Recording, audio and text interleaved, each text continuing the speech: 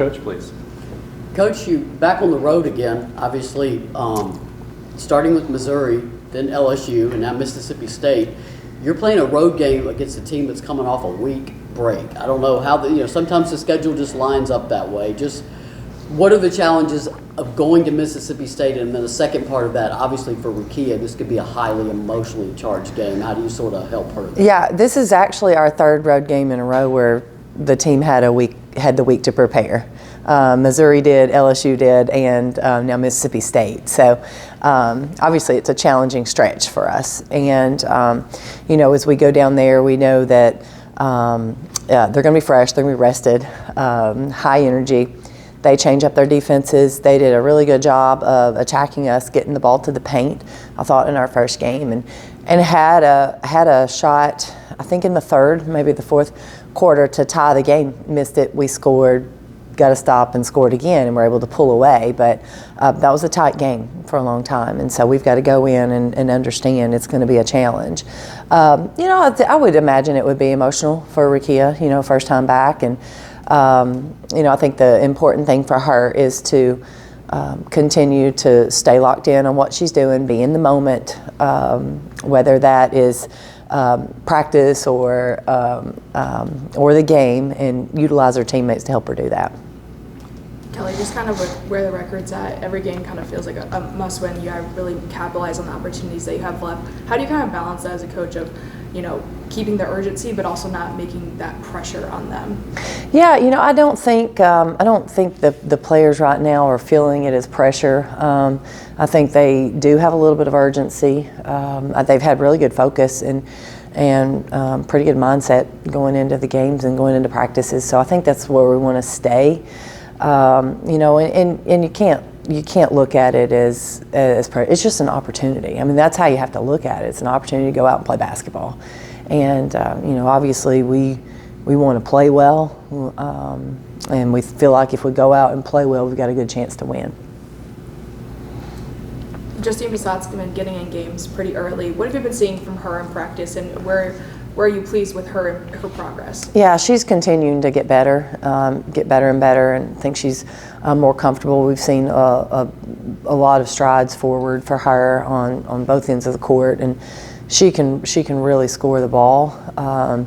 And as all the other things come along, we're just trying to make sure we get minutes for her. I think it's important right now. She's put in work. She's really elevated her game, and that obviously we see because it's practice. She's done a better job, so we've got to get her minutes. Coach, you mentioned after the game on Thursday against Ole Miss how Jordan Walker has just really set the tone in that game specifically, but also this season. Can you kind of elaborate on what her role has been? Because it doesn't always show up as much on the stat sheet, but I know that she's making such a big impact. Yeah, so let me actually go back and say this is who she is. This is who she has been. She is a competitor. She is consistent. She doesn't back down. She's tough. You know what you're getting with her, and she just finds ways to make plays. And really proud of her. And again, I think her teammates have so much respect for her and how she plays and how she carries herself. And right now, she's just leading the charge and really setting the tone. You understand momentum, for a team, particularly going. I can't believe there's only 6 SEC games left. That's hard to believe we're already here. But then you go into your bye week, obviously after Monday's game with the bye on Thursday. What do you want to see from your team going into this game and then coming out of this game? Where do you want them to be? Well, I want to see great mental focus and toughness. I think if you have those two things and you can figure out your execution, whether that's moving the ball, getting the ball inside, understanding what defenses we're seeing, being tough and stingy on the defensive end. To me, if you're focused and you have that toughness about you, you'll figure those execution pieces out. It feels like this matchup, last time obviously you guys had a great night on the offensive glass, and it feels like that's kind of where you guys can create separation here on the boards. What are you kind of looking for with the little things when it comes to rebounding, especially since last game it was a pretty close battle on the boards?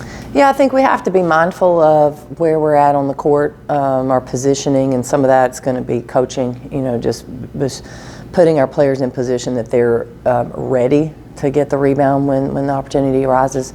I think our spacing is going to be important. Our ball movement is going to be important. Our aggressive play on the offensive end is going to be important. All those things lead to good shots, but also lead to offensive board opportunities. I know you said that you've been looking for that consistency specifically within the starting lineup. Do you think that you've found that and found what really works at this point in time? Because I know it was a little bit more fluid at the beginning of the year. Yeah, I felt like we found something that we got to the SEC play and thought it worked, and obviously we've had illnesses and injuries and such. It's caused us to have to make some changes. So we'll continue to evaluate it, but I think we'll go with where we're at right now, and unless something pops up, and try to.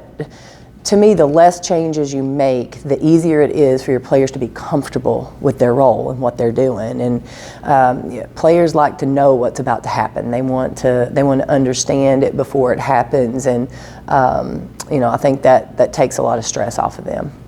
The involvement of Jillian Hollingshed's game, it's like watching her mature in real time, game to game. I noticed before the LSU game, she was at the end of the bench during the game. It started with Joy McCorvey, and they were having an intense conversation and pointing things out. Just what sort of, I realize Jillian's responsible for her development, but what kind of role has Joy played in helping Jillian get to where she's going right now? Yeah, well, I think the first thing to note, Jillian is really good. We've known this from the moment we started recruiting her. She's really, really talented. What she needed was experience. And if you go back and think about it, she didn't play a full year last year as a freshman because she was injured and she was sick. She couldn't get a lot of games in for a freshman. And so now that she's adding that experience, she's also adding the physicality piece, which I think has been a huge growth in her game. But when you think about what Joy has done with her, it's been a film review. It has been pushing her in practice. We've been a little bit more, early on, we floated her around a little bit more position-wise, and we settled in on playing her at the 4 and the 5. I think then she really took off, and I think that has been that's been great for her because we could keep her consistent with her position in practice. And Joy does a terrific job with the skill development. She's very, very detailed with the minute things, and I think that's where Joy has really helped not just Jillian but our post players. Quick follow-up. In various post combinations you have, the Jasmine Franklin and Jillian Hollingshed, is that one you particularly like sometimes? That is two very quick post players. Yeah, I think it's situational. Those two post players are very aggressive right now on the boards, scoring, they're athletic. They give us a lot of options defensively, so love that combination. Also, when we have Rakia in there, you stretch the defense. When Sarah's in there, you're stretching the defense. And now when Caroline's in there, she can give you an inside and an outside presence with her ability to shoot. So we can flip those combinations. We can change it up depending on our opponent, depending on the way the game is being played, and then also gives you a little bit of depth if you're in foul trouble. Obviously, playing UConn LSU back-to-back isn't easy. Is there anyone who sticks out to you who's kind of helped keep the team steady through that? And because obviously Thursday was such an important win for you guys, is there anyone who sticks out as someone who was consistently good at regrouping the team and keeping them steady? Yeah, I think Jordan Walker is that person for us. I think she's the she doesn't get too high or too low. She's very competitive. She's a little bit quiet by nature, but I think in those moments she can lift her team up. She wants to win, and she wants to do whatever she can do to help the team. So I think she's also, because she's respected so much, I think the team looks to her, and she has a very powerful voice on our team.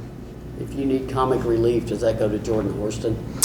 Comic relief, Horston gets a lot of that.